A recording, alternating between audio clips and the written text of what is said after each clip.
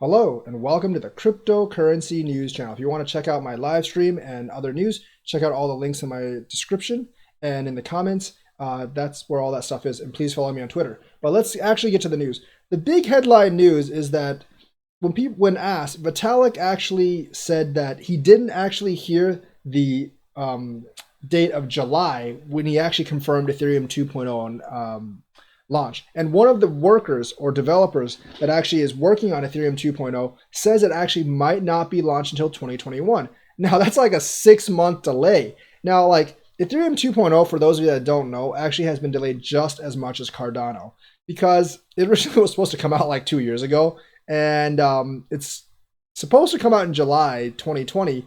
But one of the developers actually said it might actually be 2021.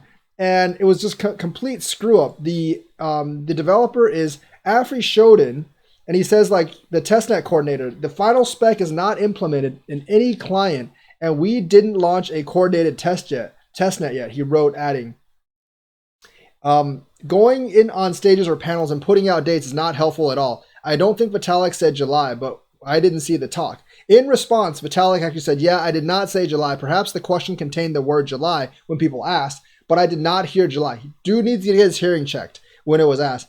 He then sent a second tweet saying, okay, I definitely should have heard July in the question. It was my mistake. Maybe he's an alien and didn't understand, but whatever. I mean, Ethereum 2020 could actually, Ethereum 2.0's phase 0 could launch as late as 2021, folks. That's 6 months later than Cardano's launching Shelly. Definitely not good for Ethereum. And, you know, we don't even know if it's going to launch in 2021 or when in 2021 because they could just delay it some more. So Vitalik needs to get his hearing checked, and all the hype about Ethereum 2.0 coming out in July may have actually been false, man. And that's a lot of pumping for absolutely nothing. So if Ethereum drops because of this, I am not surprised at all. Because I think a lot of people are going to be like, the hell just happened?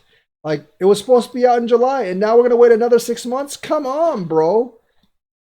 And then when asked by Cointelegraph, Butrin offered a statement. I re-listened to the interview. The question indeed contained July. I don't recall hearing July, so it sounds like it's my fault for mishearing. Apologies for that, Butrin said via email. Or he just didn't know. My actual stance is that ETH 2.0 is on track in that there aren't any unexpected bumps in the road. Testnets are coming along, but I defer to what the client devs on timeline they said on timelines. If they are now saying Q3 more broadly, then I believe them. So it's being pushed back just as much. 2021 could be the new date. Like, since it's not coming out in July, I don't have much faith of it coming out in Q3 either, especially since one of the head devs said 2021.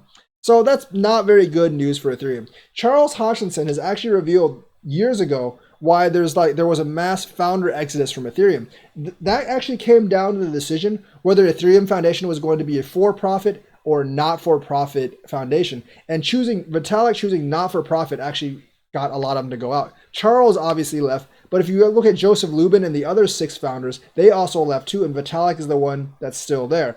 Charles basically said a not-for-profit basically does not let any of the founders retain the value that they actually bring. Now, I'm not exactly sure the complete difference between a not-for-profit and a non-profit. They are very different. I mean, there are technical differences between them, but a for-profit would actually allow the organization more flexibility. And since Vitalik, for some reason, went for not-for-profit, a lot of them disagreed and actually went left because of the vision. Even Consensus right now, which is Joe Lubin's company, may be pivoting a little bit away from Ethereum to go into Corda and R3. So I'm not really sure like what the decision thought process was for not-for-profit. Maybe it was like a tax benefit or something. But I think a lot of the original founders wanted it to be a for-profit company, and I really think it should have been a for-profit company as well, regardless of what tax benefits a not-for-profit actually has, because that would actually incentivize the founders more to actually develop Ethereum better. And Charles actually said that. So I think the not-for-profit thing was a mistake. I think Charles is actually right that the Ethereum Foundation should have been a for-profit foundation that would allow them to retain more profits and retain more value and give the founders more incentive to actually hurry up and launch 2.0, for instance. So that was what Charles said. This is one area where I actually agree with Charles. And seeing how Ethereum 2.0 is coming along, I definitely think they actually made a mistake on that end right there.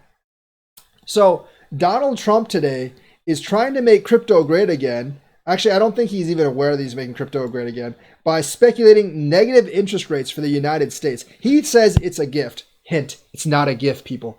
Not a gift at all. That negative interest rates would actually be rising in the United States. Because negative interest rates, we know, are bad for the economy over the long run, but they actually might make crypto moon.